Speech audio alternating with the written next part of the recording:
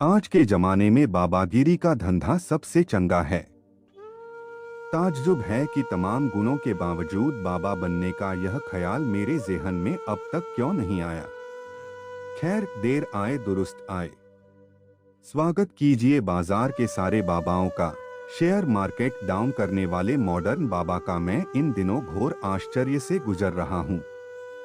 मेरी उम्र 70 वर्ष की हो रही है। सरकारी नौकरी से रिटायर होने के बाद मुझे इस दिशा में सोच लेना था जिधर अब सोच रहा हूं। यानी कम से कम 5 से 7 वर्ष मैंने यूं ही गवा दिए। मेरी कदकाठी आकर्षक है। रंग आम भारतीयों की पसंद का, जिसे गेहुआ कहा जाता है। चमकदार गेहुआ, शरबती गेहूं जैसा। बोलने में वाक्पटु कह सकते हैं।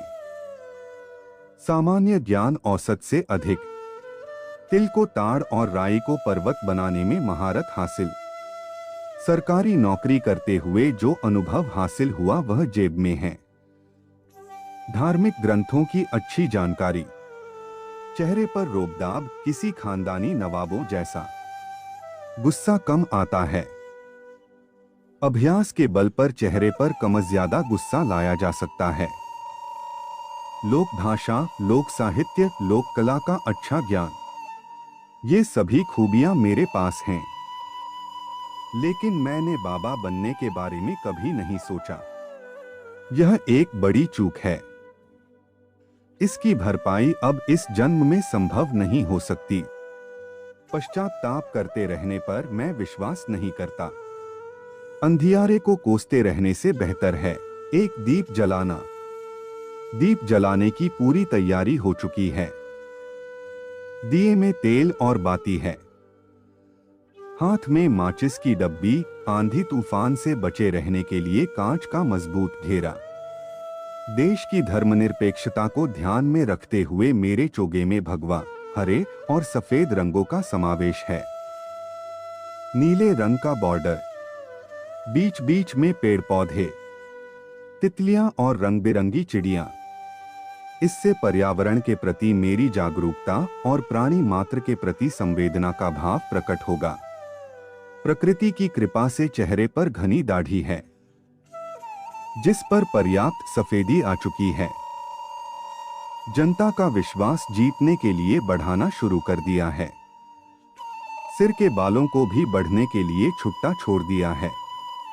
हजामत की दुकान को हमेशा हमेशा के लिए टाटा कह आया हूं।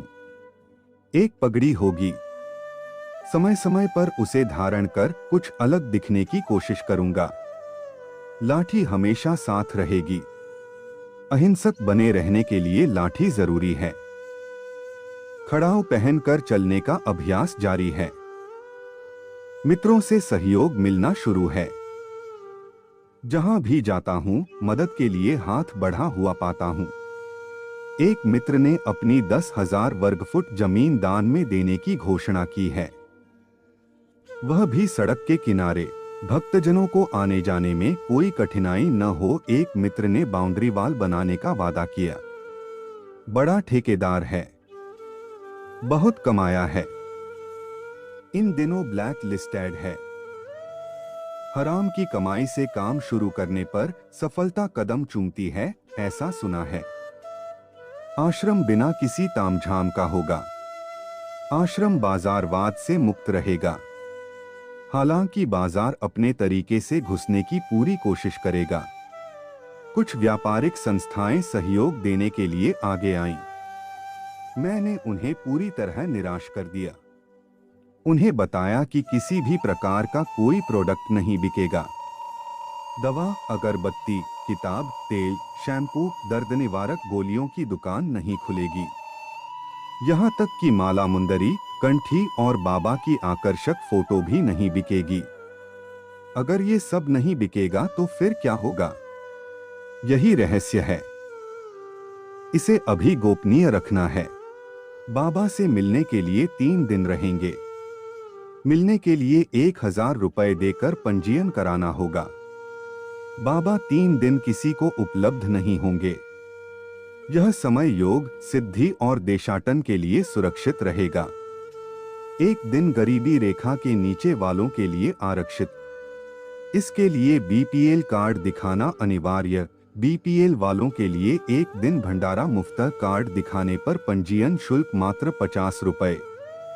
इसी में बाबा का दर्शन, आशीर्वाद व मनोकामना पूर्ण होने का लक्ष्य प्राप्त कर सकेंगे। मैं प्राकृतिक सत्ता में विश्वास रखता हूँ। मेरी भगवान बनने की कोई इच्छा नहीं है। मैं कभी भगवान की तरह पूजे जाने की कोशिश नहीं करूंगा। धार्मिक स्थलों की संख्या बढ़ाने के सख्त खिलाफ हूं। एक लोकतांत्रिक सरकार प्रतिबंध तो नहीं लगा सकती। लोकतंत्र के जागरूक मतदाता अपनी धर्मांधता का कम से कम परिचय दें तो देश की सेहत के लिए ठीक रहेगा। सड़कों, पार्कों और सार्वजनिक स्थलों की पवित्रता को बनाए रखना सच्चा धर्म है। प्रबुद्धजनों को इस दिशा में सोच विचार करना चाहिए। मेरे बाबा बनने के बाद अनेक तथाकथित बाबाओं की पोल खुलेगी। वे औंधे मुंह गिरेंगे।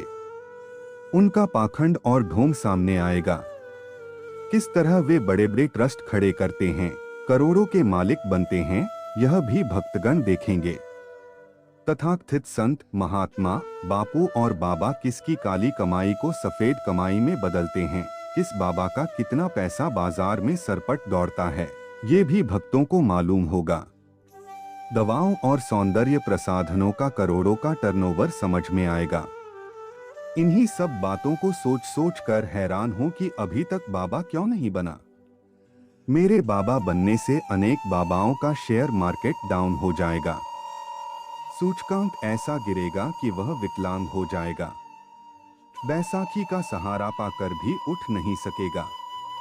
मेरे बाबा बनने का इंतजार करें। इंतजार लंबा नहीं होगा। यह इलेक्शन कमीशन का 5 से 5, 7 से 7 चरणों में होने वाला चुनाव नहीं है। मेरा अपना निर्णय है, जिसकी घोषणा अगले एपिसोड में टीवी के किसी चैनल से सौदा पक्का हो जाएगा, ऐसी उम्मीद है। आपका सहयोग और विश्वास जरूरी है। आपका समय निकलकर हमारे साथ था, इसके लिए आपका धन्यवाद। अगली बार फिर से मिलते हैं नए और रोचक वीडियो के साथ। चैनल को सब्सक्राइब करना न भूलें। धन्यवाद और शुभकामनाएं।